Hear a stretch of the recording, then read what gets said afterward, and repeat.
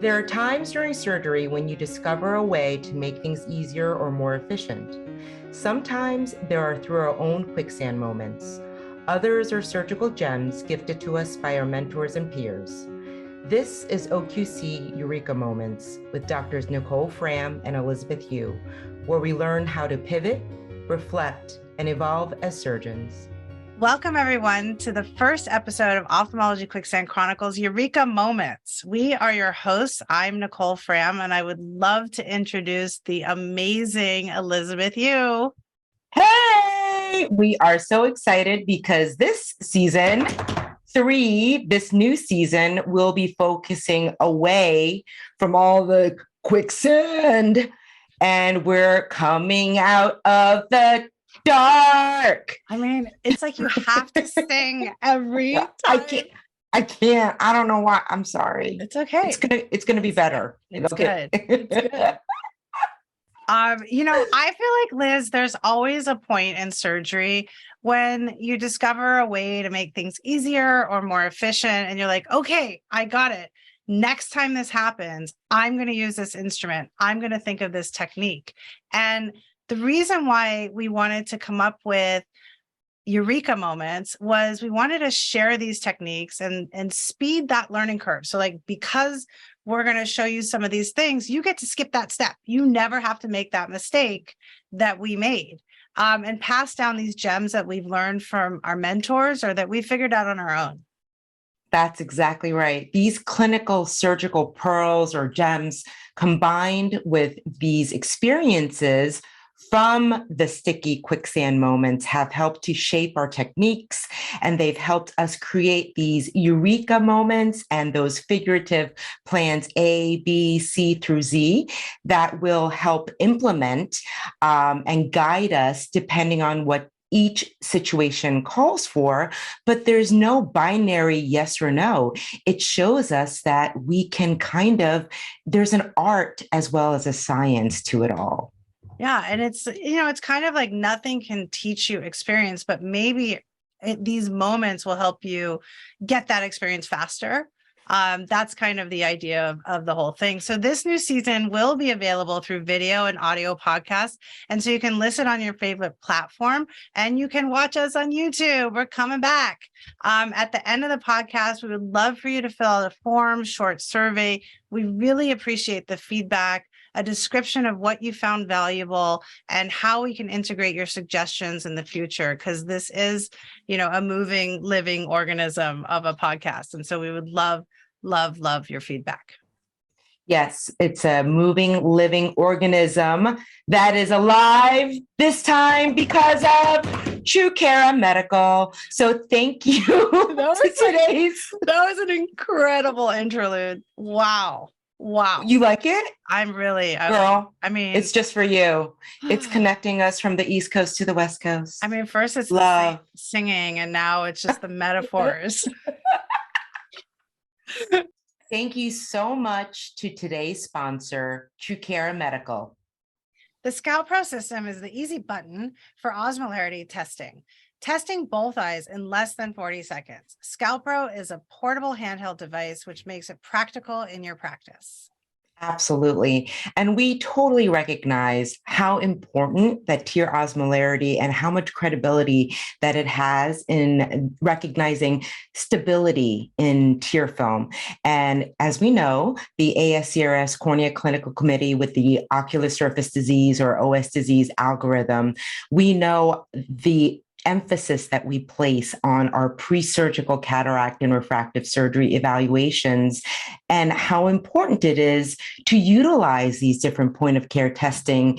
And the go-to for me is going to be tear film osmolarity. I use that as well as with imaging. I like to look at meibography, but so important to look at what that tear film osmolarity does, because that is a snapshot in time for me to look at what that tear film stability looks like. So I love the fact that it is now more portable, easier, faster.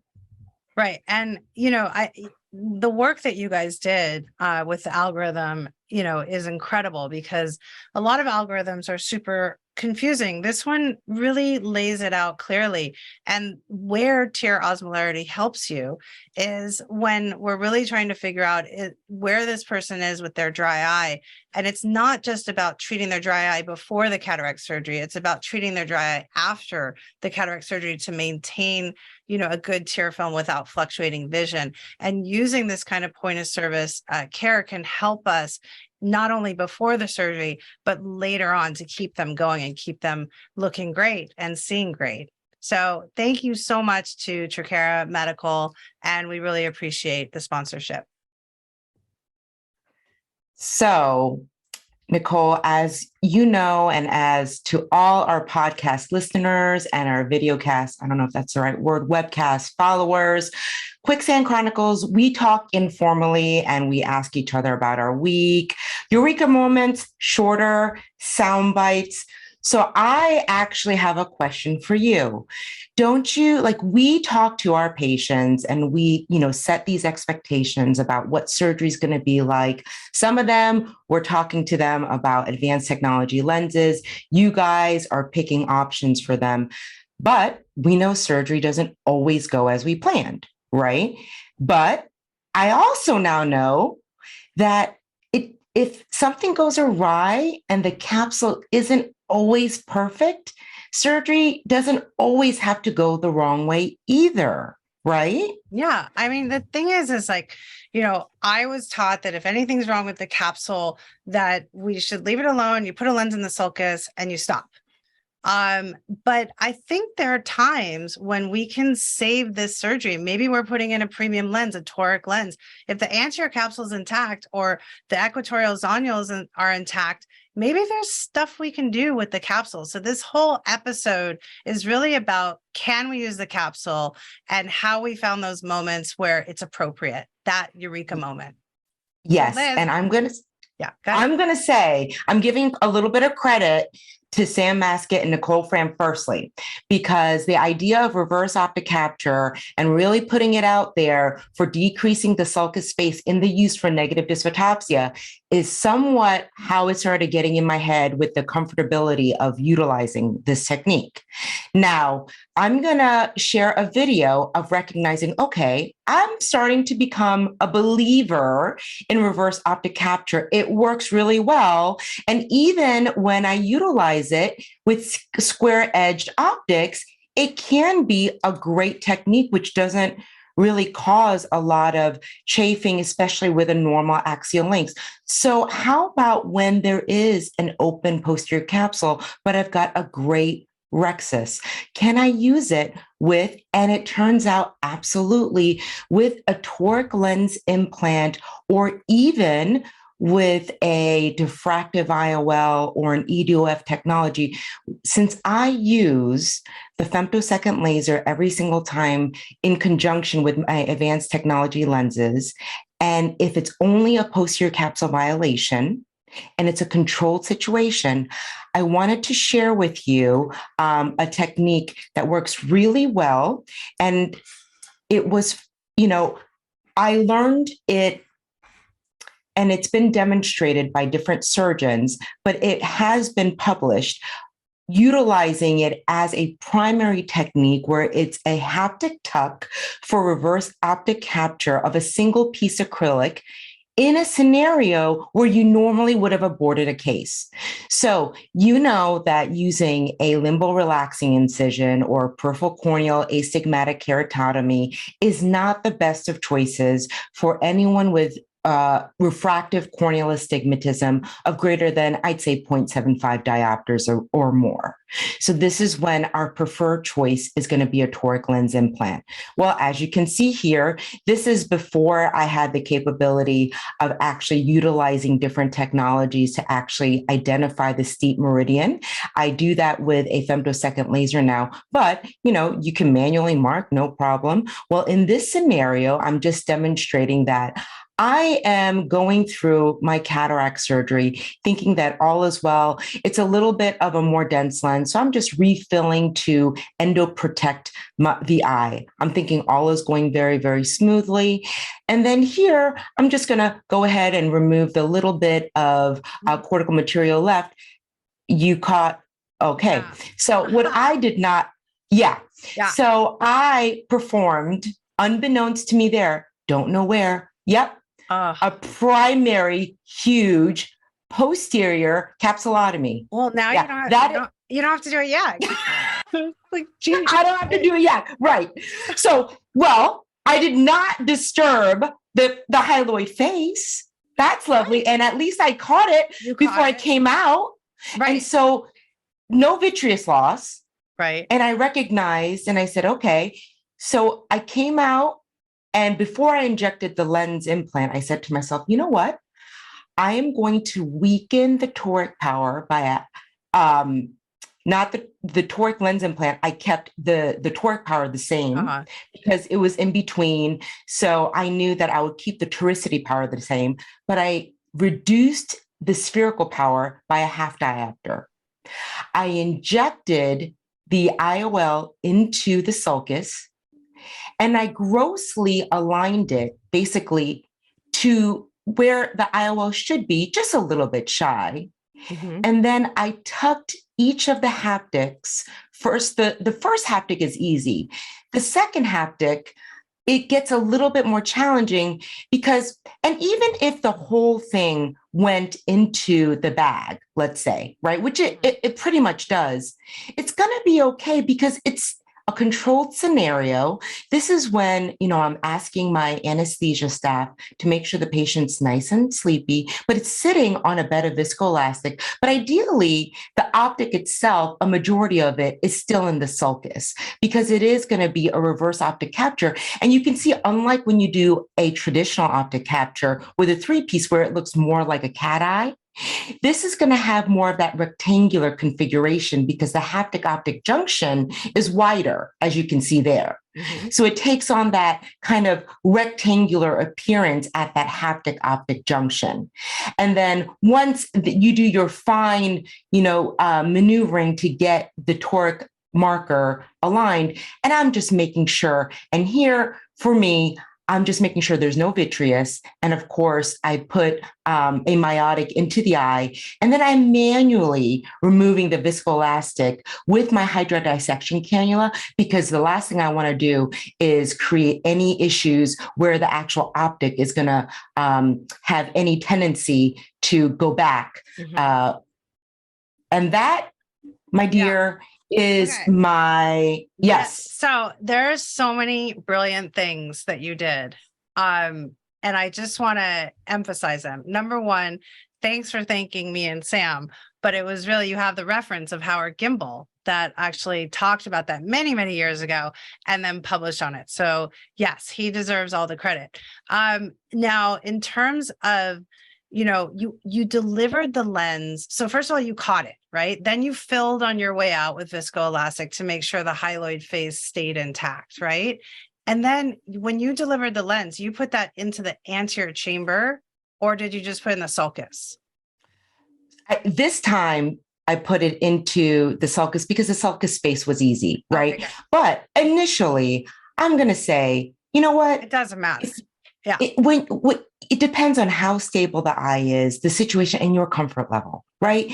There is nothing wrong with injecting it into the anterior chamber, and then gently then delivering it into the sulcus. Yeah. And then, step by step, if the patient's moving a little bit, make sure that you are in a space where the patient is kind of as still as possible. Right. You feel good. The eye, there's no vitreous. Things are in a stable position before you are getting the haptics into the right position. Right. And then, so what size rhexis is like, what's your cutoff when you can't do reverse optic capture? I would say it should be sub 5 millimeters, honestly. And I would say, minimal zonulopathy, obviously, right. But anything over 4.5 to 4.9 is going to be ideal. Right. Any kind of optic capture when it's sub 4.5 millimeters becomes more challenging to do any form of optic capture, right, because you're struggling. Yeah, you're struggling to get it on top. Yeah. Yeah. And then you talked about adjusting the power, right? So, we don't have enough reverse optic captures in our practice to really truly estimate how much you back off. Do you do a different amount depending on the power of the lens, or how do you think about it?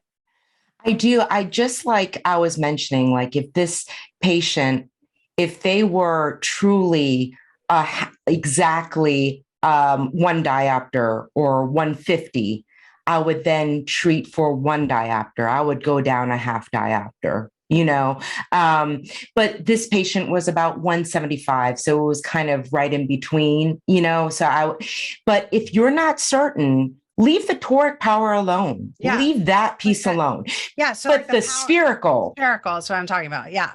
Yep. The spherical power, I would reduce it.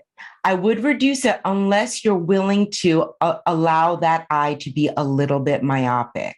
The only other scenario is if they're a really low diopter eye, because they're super myopic. But, under 15 to 12, then you might leave it alone. Right.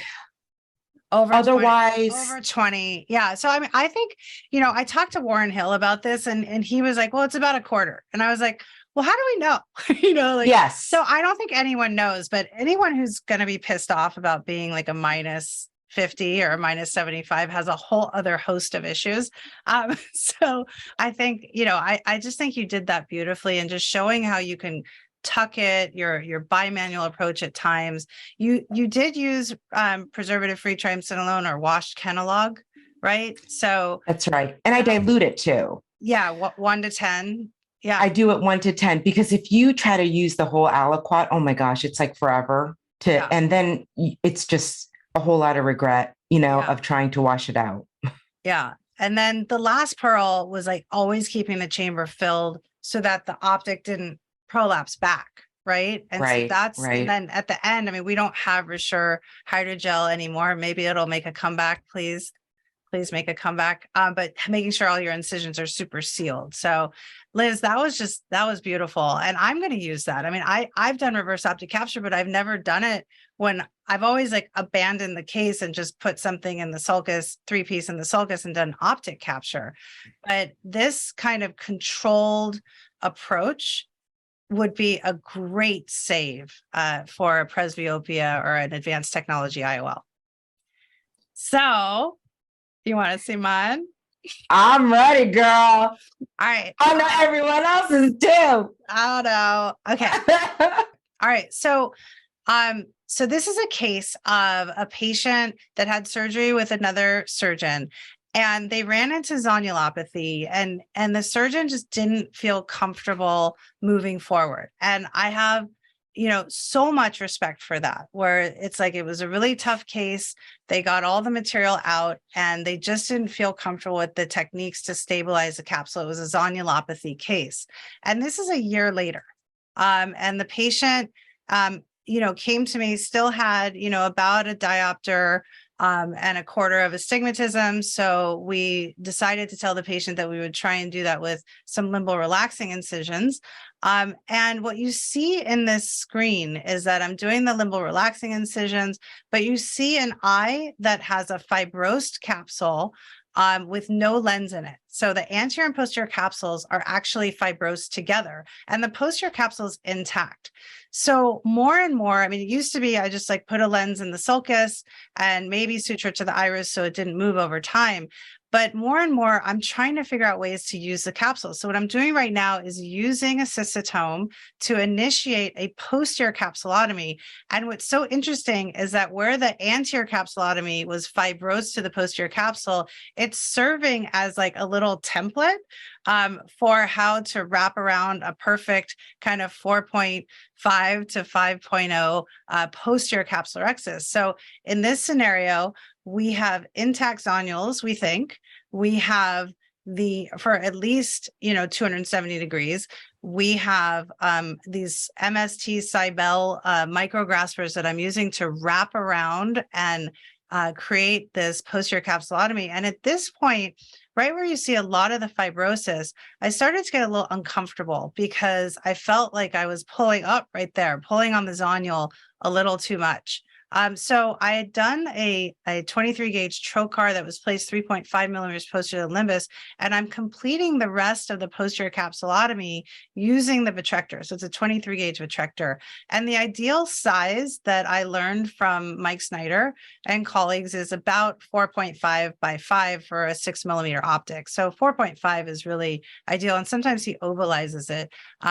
And so we're going, back and forth between the anterior and posterior capsule to make this perfect sizing so that then I can put a 3-piece in the sulcus and do optic capture. So this is a scenario where we want to use that preservative-free triamcinolone to make sure there's no vitreous prolapse. We are going anteriorly and posteriorly back and forth, starting posteriorly, then anteriorly, and we make this perfect rexus size. Then this is an LI61AO 3-piece lens that you're putting in, but you can put in any acrylic lens, any 3-piece lens, that is. And then we're rotating this into the sulcus. And then what we're going to do, I used to think that optic capture was like, you just put down and it's magically captured, right? But it's really kind of a push, like a little sneaking in under each leaflet over under the anterior and posterior capsule that's fused. So right here, we're going to use a Sinski and we're going to tuck that down and then sneak it in on one side. And then we're going to tuck that down and sneak it in on the other. Now, if I got into a scenario right now, as I'm doing the other side, where the zonule wasn't stable, I would just prolapse the whole thing into the sulcus and suture the haptics to the iris. So I wouldn't just keep pushing. Like, you have to have good anterior, posterior, and equatorial zonules for this to work, because there is some manipulation. And as Liz said, this is now more like a cat eye appearance. It's not a square appearance that you get with a single piece acrylic lens. But after seeing, Liz's video, I'm like, why didn't I do a toric? I could have done that. But, I didn't have all that confidence at that time. So again, filling on the way out so that we don't have vitreous prolapse, using your preservative-free triamcinolone or washed Kenalog, which is therapeutic and diagnostic all at the same time. And then I get most of the viscoelastic out using bimanual approach. And then, as Liz said, manually at the end, you want to get it out with just your 27 gauge cannula, and then checking that everything's normotensive. And OCDing out with fluorescein is something that I do to make sure everything's cytal negative. So that's just a quick little video on how to use the capsule, even secondarily, when you have a case where someone just completely abandoned ship. What I love, but there's so many points. Oh my gosh, amazing. But the most amazing thing is the human body. You know how you do the vitrectomy, right? And you vitrectomize the whole thing, just to kind of widen it just a little bit to make it the perfect size. And with the manipulation with the optic capture, I want everyone to recognize that over time, the capsule actually gains strength. Right. Because it doesn't behave like, if we try to do that during primary cataract surgery, that whole thing would have fallen apart. Right. But over time, because it becomes kind of fibrotic, it actually, you can manipulate it like she did. But it was because you took those small bites all the way through, and it was kind of spread tension equally. It wasn't like a split anywhere, right. Kind of like a can opener style, that same idea.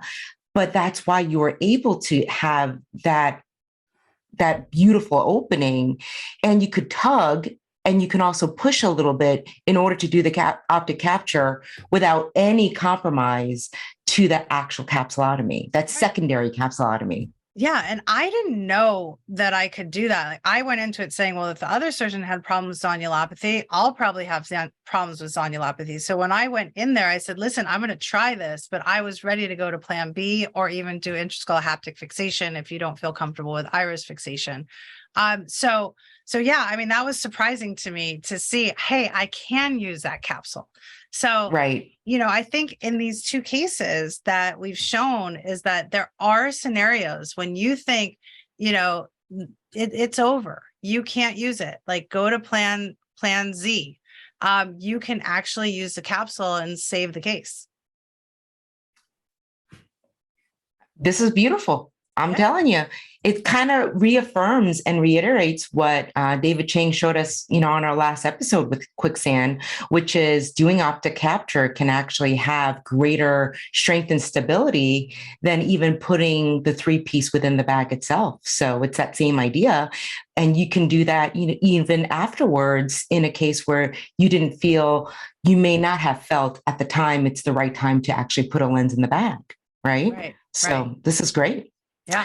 Well, thank you for being with us for our first episode of OQC Eureka Moments. I love that. We hope that sharing these techniques will help to speed the learning curve and pass down the gems that have been gifted us to us by mentors and through peers, Dr. Gimbel and others. And please remember, this has been in evolution. We started with Quicksand Chronicles, and through feedback, etc. Here we are today with Eureka Moments. So please email us with other ideas and feedback at quicksandchronicles@ascrs.org with any questions, feedback, and other comments. And don't forget to fill out the brief survey below. Okay, great. And remember, every time you think you have the eyeball figured out, it's going to humble you. And of course, we hope that these collective experiences will help develop grace under pressure. Thank you, and see you next time. Bye-bye, everyone. Bye. Thanks for joining us for this episode of OQC Eureka Moments with Doctors Nicole, Fram, and Elizabeth Yu. Hindsight really is 20/20.